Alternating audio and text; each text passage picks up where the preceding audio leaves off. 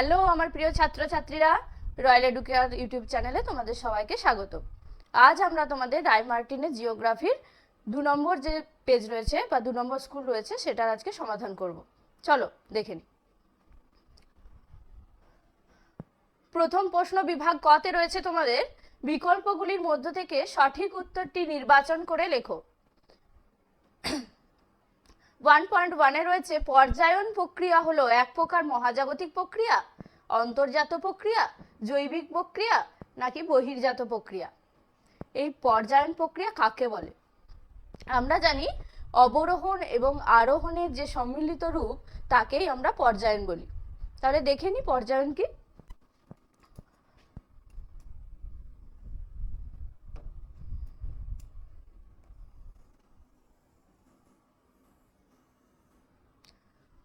অবরোহণ প্রক্রিয়ায় কি হয়, এই ভূমিভাগে যে উচ্চতা রয়েছে সেই উচ্চতা থেকে সে খানিকটা ক্ষয়প্রাপ্ত হয়ে নিচু ভূভাগে পরিণত হয়। এটি হলো অবরোহণ পদ্ধতি। এবং এই যে নিচু ভূভাগে পরিণত হলো, এই ক্ষয়ীভূত অংশ কি হবে, এখানে এসে সঞ্চিত হবে। তাহলে এই নিচু ভূভাগটি ক্রমশ এখানে সঞ্চয় কার্যের ফলে উঁচু ভূভাগে পরিণত হলো। তাহলে উঁচু ভূভাগ যখন নিচু ভূভাগে পরিণত হয়ে যায় ক্ষয়প্রাপ্ত হওয়ার কারণে, সেটি অবরোহণ পদ্ধতি নামে পরিচিত। এবং কোনো নিচু ভূভাগ সঞ্চয় কার্যের মাধ্যমে যখন উঁচু ভূভাগে পরিণত হয় তাকে আমরা বলি আরোহণ পদ্ধতি। তাহলে অবরোহণ এবং আরোহণের ফলে দেখো একটা সমান তল বিশিষ্ট বা সমতল বিশিষ্ট একটি ভূভাগ গঠন করলো, অর্থাৎ ক্ষয়কাজ এবং সঞ্চয় কার্যের মাধ্যমে একটা সমতল ভূভাগ গঠন করলো, যেটাকে আমরা বলছি ভূমিভাগের সমতলীকরণকে পর্যায়ন। তাহলে এটা কোথায় দেখতে পাই আমরা, অবরোহণ এবং আরোহণ পদ্ধতি ভূপৃষ্ঠের উপরিভাগে, সুতরাং এটি একটি বহির্জাত প্রক্রিয়া। পরেরটা দেখো, চুনাপাথরযুক্ত শিলাস্তরের উপর নদীর প্রধান ক্ষয় প্রক্রিয়াটি হলো, এখানে অ্যান্সার হবে দ্রবণ ক্ষয়। কারণ চুনাপাথর আমরা জানি বৃষ্টির জলের সাথে সে দ্রবীভূত হয়ে যায়, সুতরাং এটি দ্রবণ ক্ষয়। নেক্সট, ভারতের সুবর্ণরেখা নদীর বদ্বীপটির আকৃতি ধনুকাকৃতি, তীক্ষ্ণাগ্র, পাখির পায়ের মতো, ত্রিকোণাকার। অ্যান্সার হবে তীক্ষ্ণাগ্র বদ্বীপ। নেক্সট, ডিম ভর্তি ঝুড়ি ভূমিরূপটি সৃষ্টি হয় হিমবাহের ক্ষয়কার্যের ফলে, হিমবাহের সঞ্চয় কার্যের ফলে, হিমবাহের বহন কার্যের ফলে, কোনোটিই নয়। এখানে ডিম ভর্তি ঝুড়ি এই ভূমিরূপটি দেখতে কেমন হয়, ঠিক এরম ভূমিরূপটি হয়। সেখানে কিসের সঞ্চয় ঘটে, নুড়ি বালি কাঁকর। তাহলে কোন কার্যের ফলে হয়, হিমবাহের। তাহলে হিমবাহের সঞ্চয় কার্যের মাধ্যমে নুড়ি বালি কাঁকর শিলাখণ্ড সব জমা হয়ে ডিম ভর্তি ঝুড়ি আকৃতির ভূমিরূপ গঠন করে। তাহলে সেটা অ্যান্সার হবে হিমবাহের সঞ্চয় কার্যের ফলে। নেক্সট, অন্ধ্রপ্রদেশের পূর্ব দিকে অবস্থিত।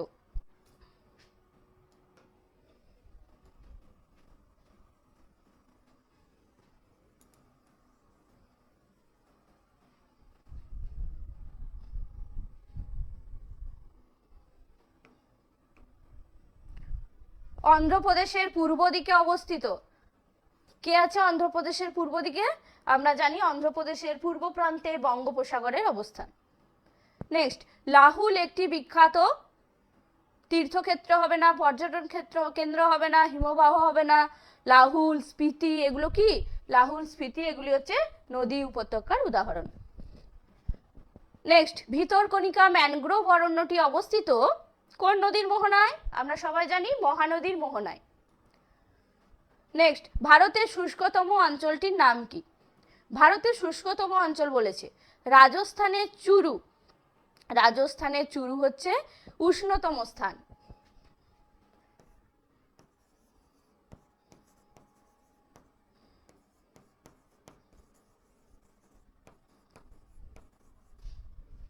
কাশ্মীরের দ্রাস।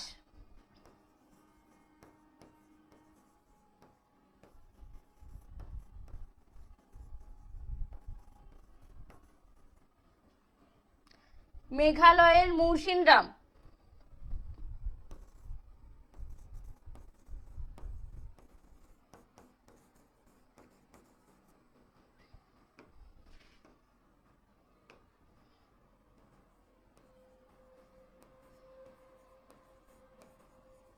অধিক বর্ষণসিক্ত স্থান, তাহলে পড়ে রয়েছে রাজস্থানের জয়সলমীর। এটি হচ্ছে ভারতের শুষ্কতম স্থান।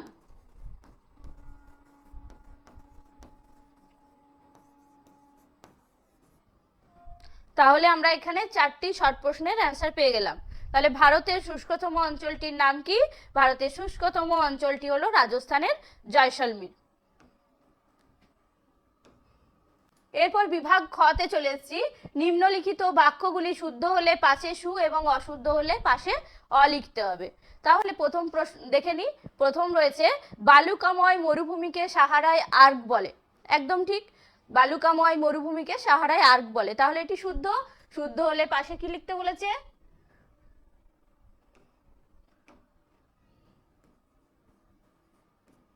সু। পরেরটা দেখো, বহির্বিধৌত সমভূমি আরোহণ প্রক্রিয়ায় সৃষ্ট।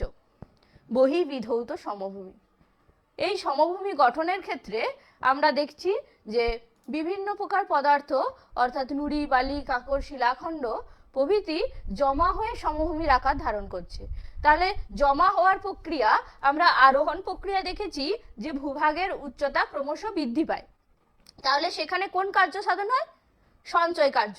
তাহলে আরোহণ প্রক্রিয়া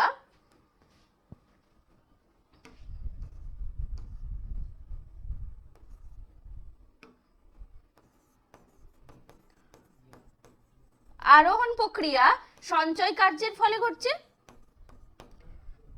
তাহলে বহির্বিধৌত সমভূমিতে সঞ্চয় কার্য সাধিত হচ্ছে, সুতরাং আরোহণ প্রক্রিয়ায় সৃষ্ট।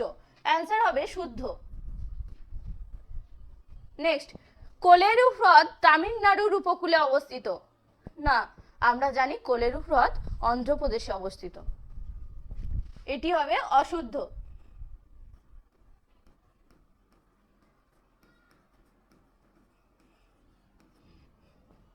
নেক্সট, কুমায়ুন হিমালয়ের হিমবাহ সৃষ্ট হ্রদগুলিকে কয়াল বলে। অশুদ্ধ, কারণ কুমায়ুন হিমালয়ে সৃষ্ট হ্রদগুলি তাল নামে পরিচিত আমরা জানি। তাহলে এটি হচ্ছে অশুদ্ধ। অ্যান্সার হবে তাল। এরপর রয়েছে উপযুক্ত শব্দ বসিয়ে শূন্যস্থান পূরণ করো। পর্বতারোহীদের বিপদের সম্মুখীন হতে হয় ড্যাশ থাকলে। আমরা জানি যে বার্কশুন্ড এবং ক্রেভাস। পর্বতারোহীদের বিপদের সম্মুখীন হতে হয় বার্কশুন্ড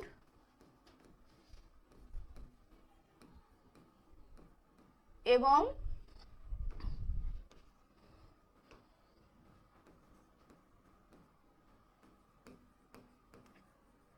ক্রেভাস থাকলে।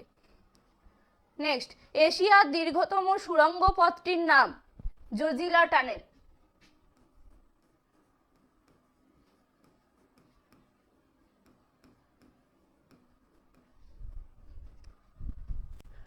এরপর রয়েছে একটি বা দুটি শব্দে উত্তর দাও। তুমি দার্জিলিং এ গেলে কোন ধরনের বহির্জাত প্রক্রিয়ার ঘটনা দেখতে পাওয়ার সম্ভাবনা থাকবে? দার্জিলিং পার্বত্য এলাকা। আমরা জানি পার্বত্য এলাকায় ভূমিধস দেখতে পাওয়া যায়। তাহলে এখানে আমি ভূমিধস লিখতে পারি। আবারও দেখো, দার্জিলিং এর ওখানে আমার তিস্তা নদী রয়েছে। তাহলে সেখানে বহির্জাত প্রক্রিয়ার ঘটনা দেখতে পাবে, নদীর কার্য হতে পারে।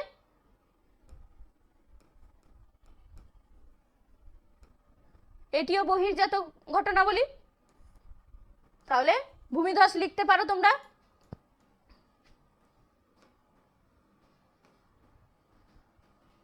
এরপর চলে আসছি আমরা 2 নম্বরের প্রশ্নে। নুনাটাক্স কি? আমরা জানি বরফ মুক্ত উচ্চ শিখর নুনাটাক্স নামে পরিচিত। তাহলে এই পর্বতের শীর্ষদেশ যদি বরফ মুক্ত থাকে,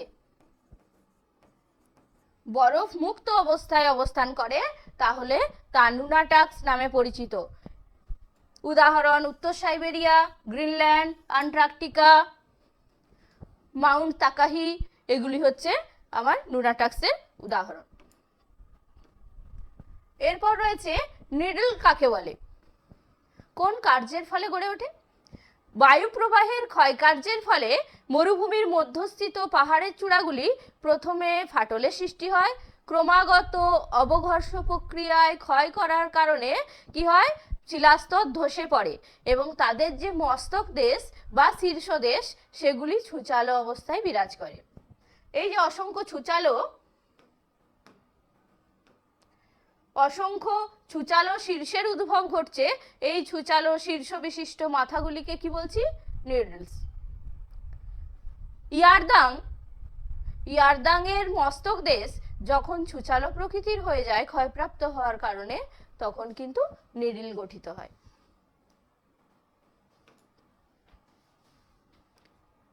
এরপর রয়েছে ফিয়র্ড এবং ফিয়ার্ডের মধ্যে পার্থক্য। ফিয়র্ড বলতে কি বুঝি, কোনো উপকূলীয় অঞ্চলে হিমবাহ সৃষ্ট অত্যন্ত গভীর উপত্যকা যখন সমুদ্র জলে নিমজ্জিত থাকে, তাহলে উপত্যকাটি কেমন, গভীর। গভীর হলে তাকে বলবো ফিয়র্ড, আর অগভীর হলে তাকে আমরা কি বলবো, ফিয়ার্ড। ফিয়র্ডের গভীর হয় কারণ তার গভীরতা বেশি, আর এর গভীরতা কেমন, অনেকটাই কম। ফিয়র্ডের দৈর্ঘ্য বেশি, ফিয়ার্ডের দৈর্ঘ্য কম। এটা দুটি বলেছে, যে কোনো দুটি তোমরা করে নিও। এরপর রয়েছে রসে মতানে ও ড্রামলিন। রসে মতানে ভূমিরূপটি কেমন,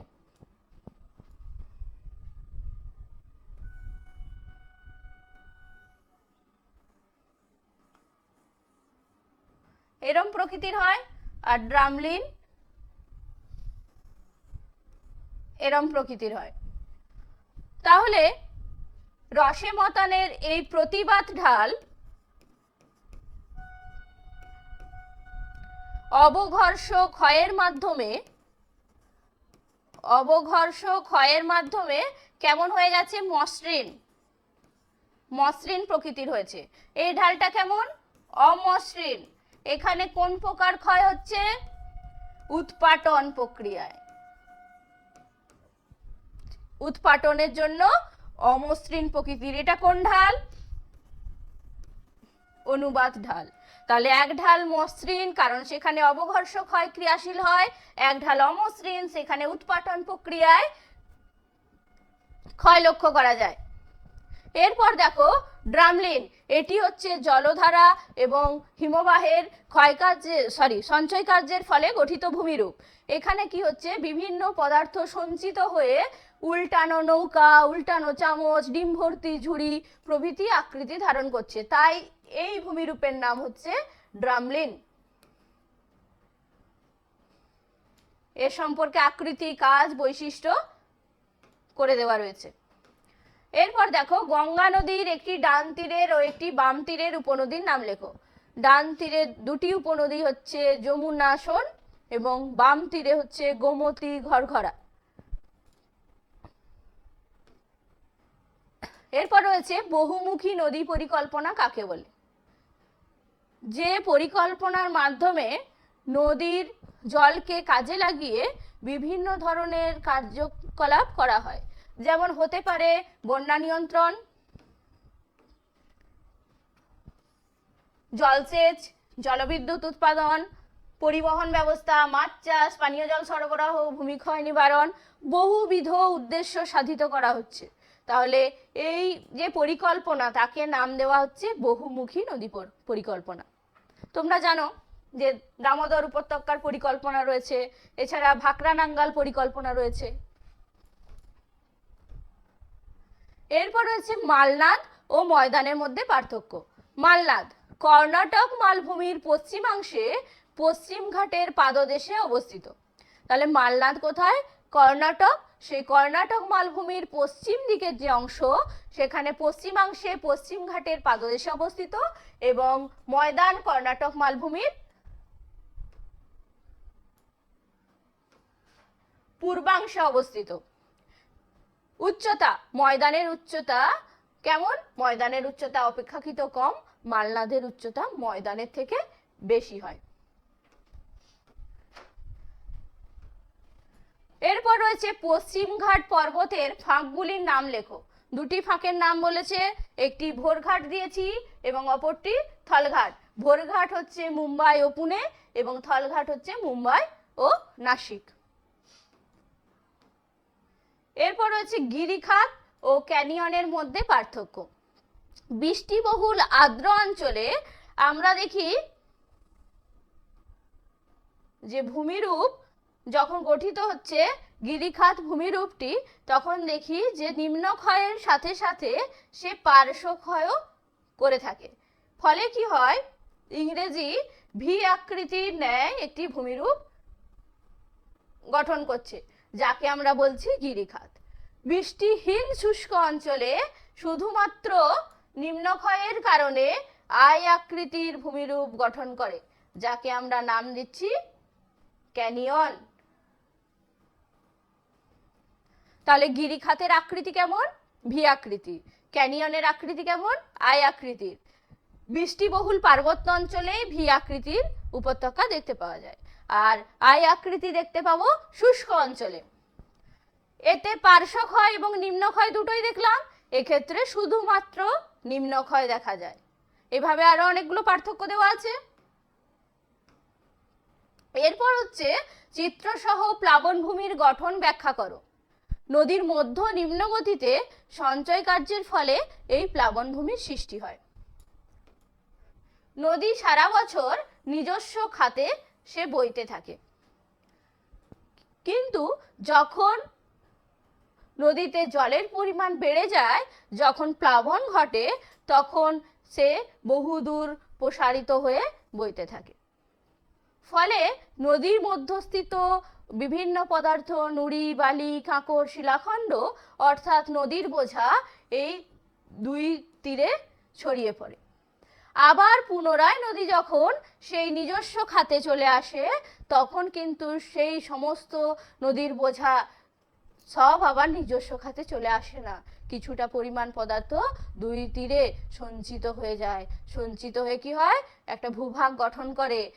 প্লাবন বা বন্যার ফলে এই ভূভাগটা গঠিত হয়েছে বলে আমরা এই অঞ্চলটার নাম দিচ্ছি প্লাবন ভূমি। তার সামনের দিকে দেখো উঁচু ঢিবি মতো একটি অংশ, যাকে বলা হচ্ছে স্বাভাবিক বাঁধ, যার অপর নাম হচ্ছে লিভি। উদাহরণ দিতে পারি, অসম উপত্যকায় ব্রহ্মপুত্র নদের দুই পাশে এরকম ভূমিরূপ দেখতে পাওয়া যায়। এরপর হচ্ছে উত্তর ও দক্ষিণ ভারতের নদ নদীর মধ্যে তিনটি পার্থক্য।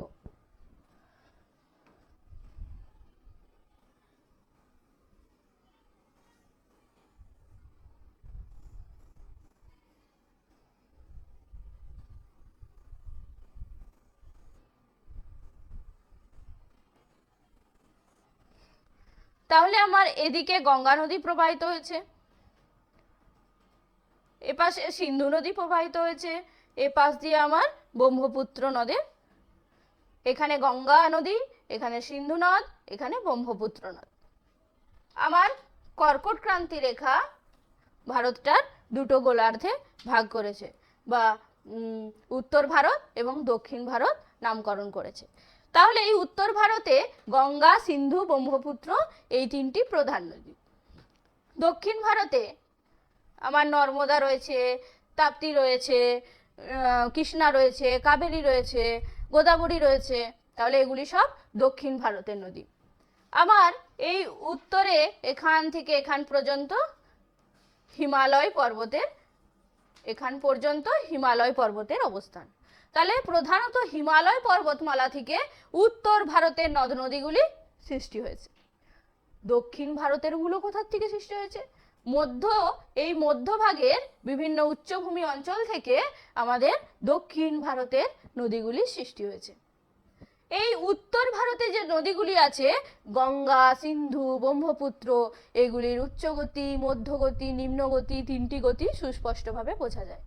কিন্তু দক্ষিণ ভারতের নদীগুলিতে সেই তিনটি গতি সুস্পষ্টভাবে বোঝা যায় না, অস্পষ্ট থাকে সেখানে।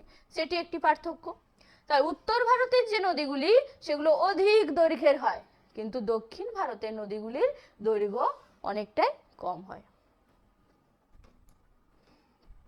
এরপর রয়েছে রাজস্থানের মরু অঞ্চল যে রয়েছে, মরু অঞ্চলের বিভিন্ন ভাগ।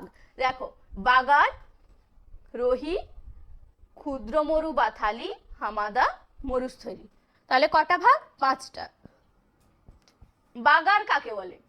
মরুভূমির একেবারে পূর্ব প্রান্তে আরাবল্লী পর্বত যে রয়েছে, আরাবল্লী পর্বতের পাদদেশ অঞ্চল, পাদদেশে অল্প বালিযুক্ত তৃণভূমিকে কি বলা হচ্ছে? বাগার। রোহি কাকে বলবো? আরাবল্লী পর্বত থেকে নির্গত ছোট ছোট নদীগুলি আরাবল্লীর পশ্চিমাংশে যে প্লাবনভূমি তৈরি করছে তাকে বলবো রোহি। ক্ষুদ্র মরু বা থালি কাকে বলবো? রোহির যে পশ্চিম দিক, সেই রোহির পশ্চিমাংশে সংকীর্ণ বালিময় সমভূমিকে বলছি ক্ষুদ্র মরু। এখানে থেকেই প্রকৃত মরুভূমির শুরু। হামাদা কাকে বলবো? রাজস্থানের যে থালি বা তাকে কি বলা হচ্ছে? ক্ষুদ্র মরু। সেখানের পশ্চিমে বালি ও শিলাখণ্ডে ঢাকা পাথুরে অঞ্চলকে কি বলা হয়? হামাদা। লাস্ট যেটা রয়েছে মরুস্থলী। আমরা জানি মরুস্থলী শব্দের অর্থ কি? মৃতের দেশ। মরুভূমির একেবারে পশ্চিম প্রান্তে বালিময়, শুষ্ক, রুক্ষ, উদ্ভিদ এবং প্রাণীহীন প্রকৃত মরুভূমিকে কি নামকরণ করা হচ্ছে? মরুস্থলী।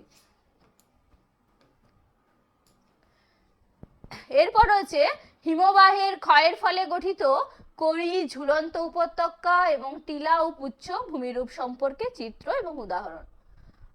তো আমাদের হিমবাহের প্রধান কাজ কটি? তিনটি: ক্ষয় কাজ, বহন কাজ, সঞ্চয় কাজ।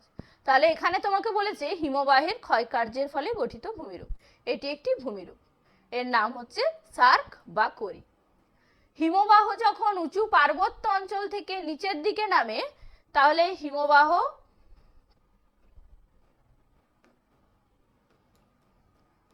উঁচু পার্বত্য এলাকা থেকে কোন দিকে নামছে? ঢাল বরাবর নিচের দিকে নামছে। নিচের দিকে নামে তখন একই সঙ্গে হিমবাহে দুই প্রকার ক্ষয় করে। কি কি? অবঘর্ষ ক্ষয় এবং উৎপাটন। অবঘর্ষ এবং উৎপাটন, এই দুটি প্রক্রিয়ায় ক্ষয় করে।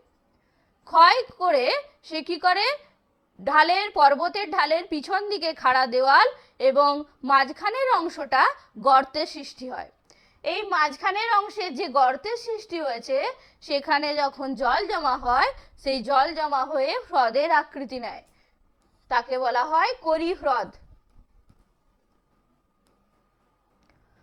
এই খাড়া দেওয়াল, মাঝখানটা গর্ত মতো, সেই গর্তে জলের অবস্থান, করি হ্রদের অবস্থান, এভাবে যে ভূমিরূপের আকৃতি নিচ্ছে তাকে বলা হচ্ছে সার্ক বা করি। উদাহরণ হচ্ছে ওয়ালকট, পৃথিবীর গভীরতম সার্ক বা করি। এরপর রয়েছে ঝুলন্ত উপত্যকা। এখানে দেখো, এটি আমার মূল বা প্রধান হিমবাহ। সেই প্রধান হিমবাহের উপর দেখো এগুলি, এই যে অবস্থান, এগুলি হচ্ছে অপ্রধান হিমবাহ।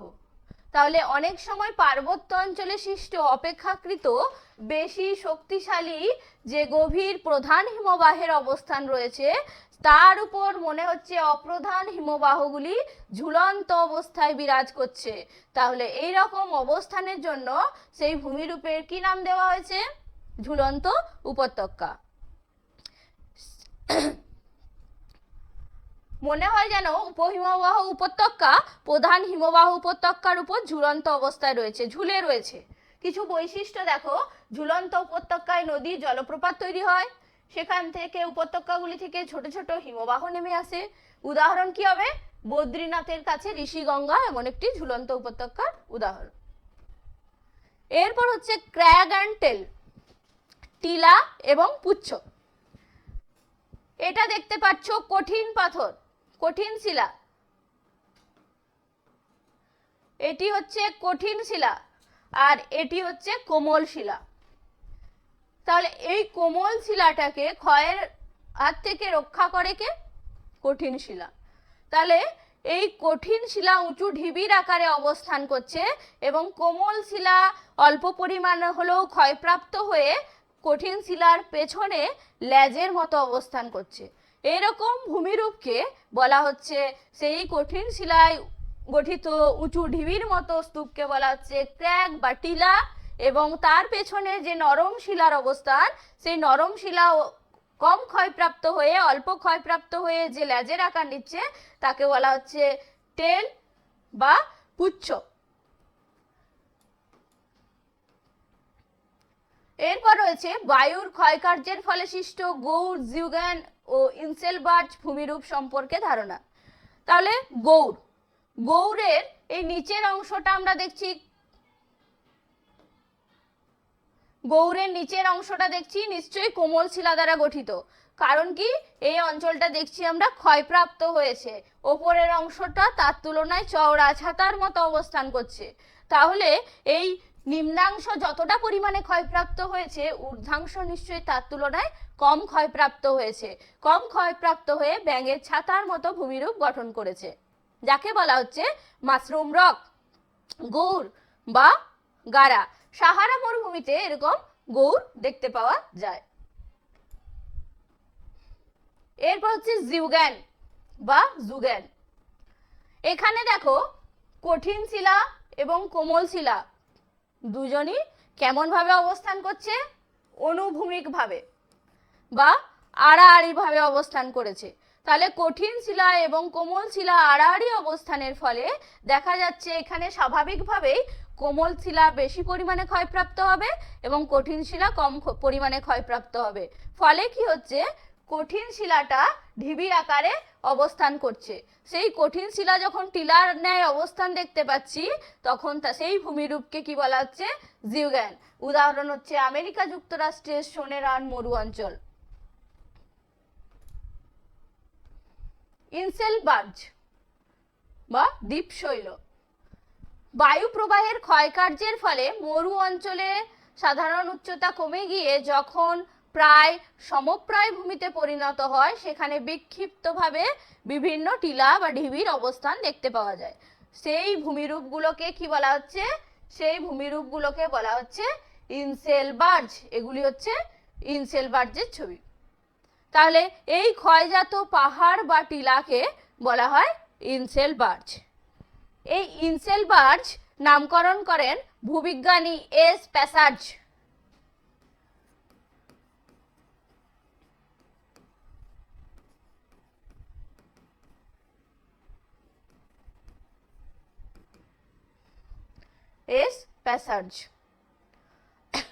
এই ইনসেলবার্জ ক্ষয়প্রাপ্ত হয়ে আরো নিচু হয়ে যায়, অনেক সময় ক্ষয়প্রাপ্ত হয়ে আরো তার উচ্চতা কমে যায়। সেগুলি বিভিন্ন নামে পরিচিত। টর, ঢিবির মতো অবস্থান করলে বনহার্ড, এইসব নামে সে পরিচিত। এই ইনসেলবার্জ দক্ষিণ আফ্রিকার কালাহারি মরু অঞ্চলে এবং অস্ট্রেলিয়ার মরুভূমিতে দেখতে পাওয়া যায়। এরপর চলে আসছি প্রস্থ বরাবর হিমালয়ের শ্রেণীবিভাগ। হিমালয়ের উত্তর থেকে দক্ষিণে প্রস্থ বরাবর শ্রেণীবিভাগে 4টি ভাগের অবস্থান দেখতে পাওয়া যায়। টেথিস হিমালয়, হিমাদ্রি হিমালয়, হিমাচল হিমালয়, শিবালিক হিমালয়। দেখো টেথিস হিমালয় বা ট্রান্স হিমালয়, হিমাদ্রি বা উচ্চ হিমালয়, হিমাচল বা মধ্য হিমালয় বা অবহিমালয়, শিবালিক বা বহি হিমালয়। ফার্স্ট হচ্ছে টেথিস হিমালয়।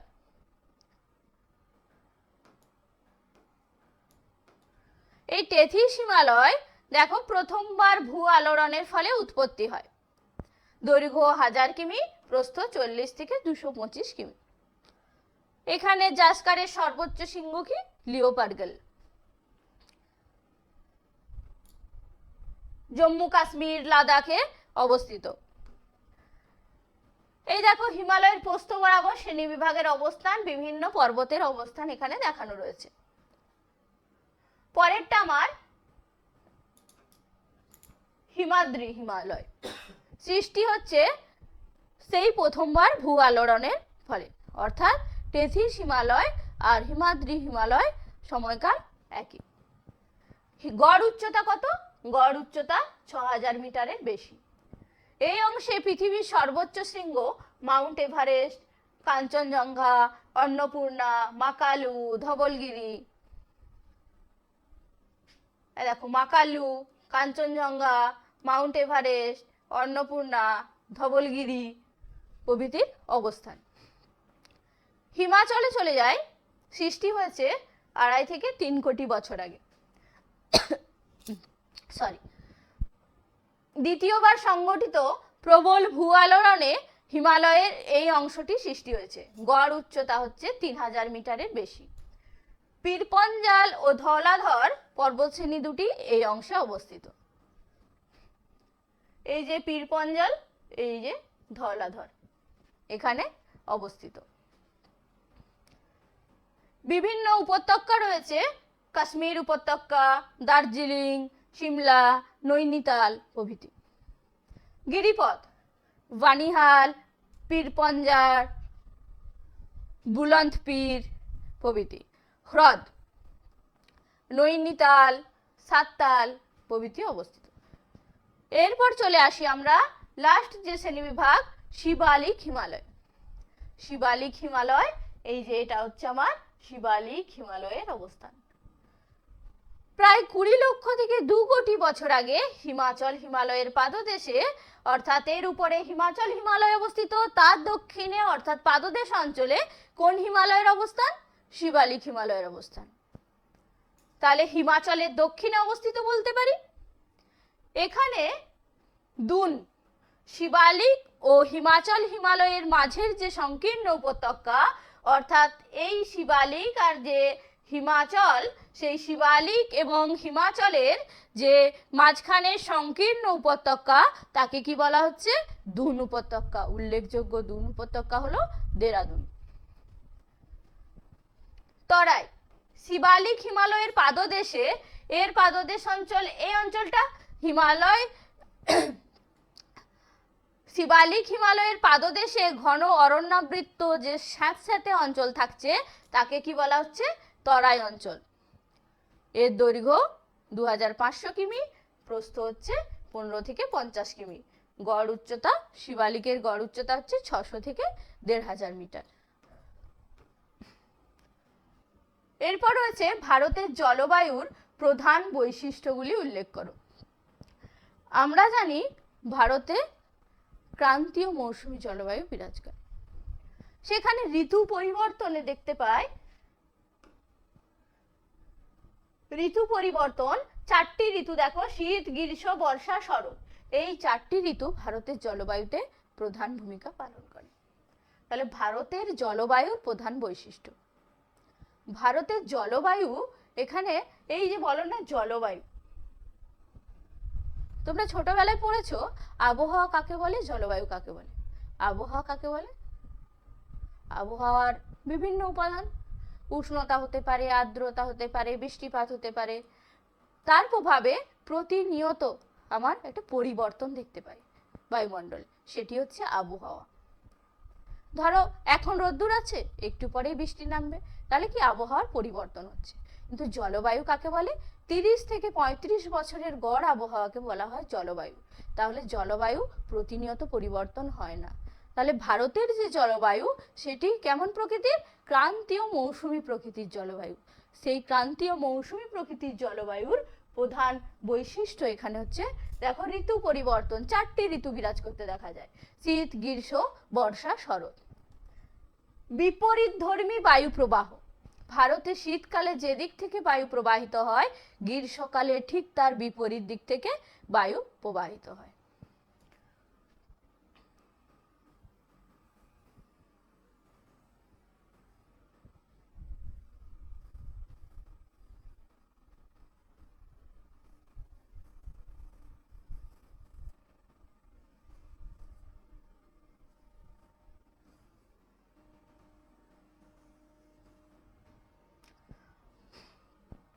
তাহলে এটা আমার উত্তর দিক, এটা দক্ষিণ দিক, এটা পূর্ব, এটা পশ্চিম।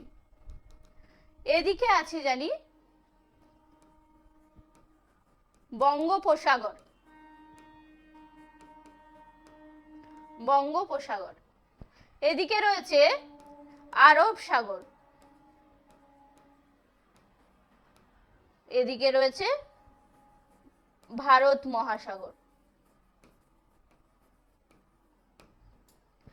তাহলে জলীয় বাষ্পপূর্ণ বায়ু দক্ষিণ পশ্চিম দিক থেকে ভারতে প্রবেশ করে।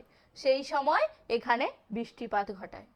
আবার দেখি উত্তর পূর্ব দিক থেকে বায়ু প্রবাহিত হয়, তাহলে সেই বায়ুটা থাকে শুষ্ক প্রকৃতির। তাহলে দেখো, যখন দক্ষিণ পশ্চিম দিক থেকে বায়ু প্রবাহিত হচ্ছে একরকম, উত্তর পূর্ব দিক থেকে যখন বায়ু প্রবাহিত হচ্ছে একরকম। এই বায়ুটা থাকছে আর্দ্র প্রকৃতির, এটা শুষ্ক প্রকৃতির।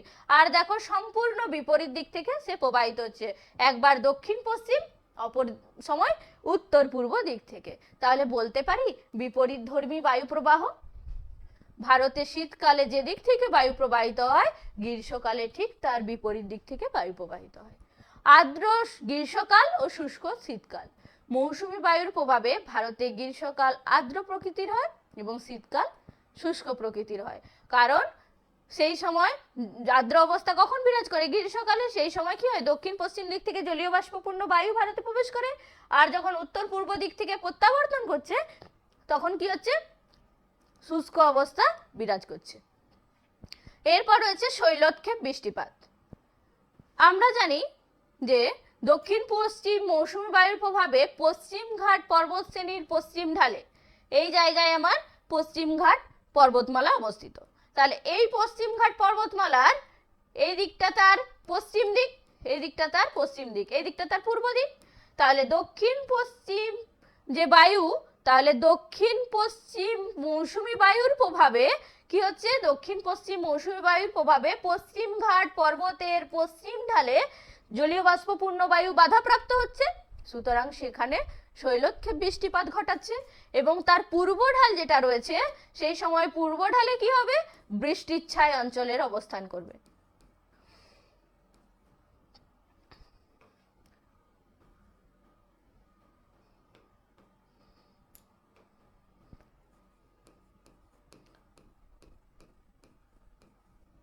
বৃষ্টির ছায় অঞ্চলের অবস্থান হবে। পূর্ব হিমালয়ের পাদদেশ এবং উত্তর পূর্ব ভারতের পার্বত্য অঞ্চলে এরকম শৈলক্ষেপ বৃষ্টিপাত ঘটে। যেমন একটা উদাহরণ দিলাম, পশ্চিমঘাট পর্বতের পশ্চিম ঢাল আর পূর্ব ঢাল, পশ্চিম ঢালে অধিক পরিমাণে বৃষ্টিপাত হয় আর পূর্ব ঢাল হচ্ছে বৃষ্টির ছায় অঞ্চল। অনিয়মিত মৌসুমী বৃষ্টিপাত। মৌসুমী বায়ুর খামখেয়ালিপনা দেখতে পাওয়া যায়, কখনো সময়ের আগে আসে, এখন আবার কখনো সময়ের পরবর্তী সময় তাকে আসতে দেখা যায়।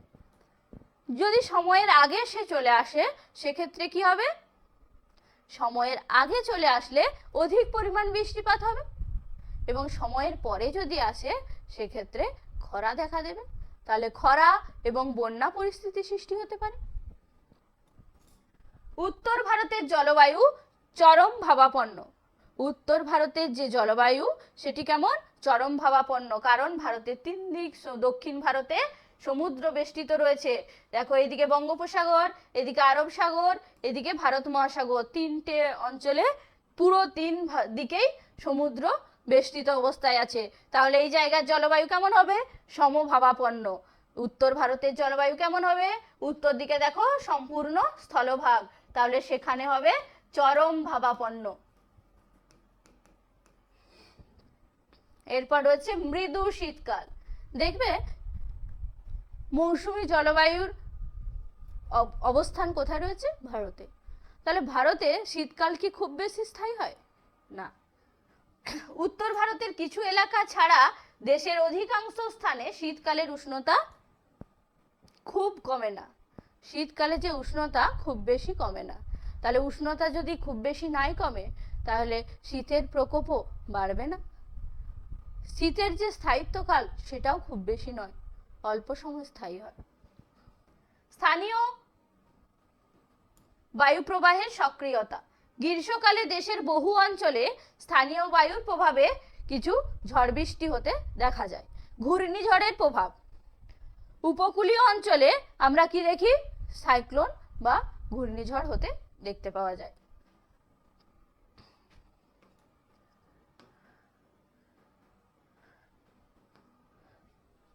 সম্পূর্ণ 2 নম্বর স্কুল আমাদের আলোচনা হয়ে গেল। আবার আসবো নতুন ভিডিও নিয়ে।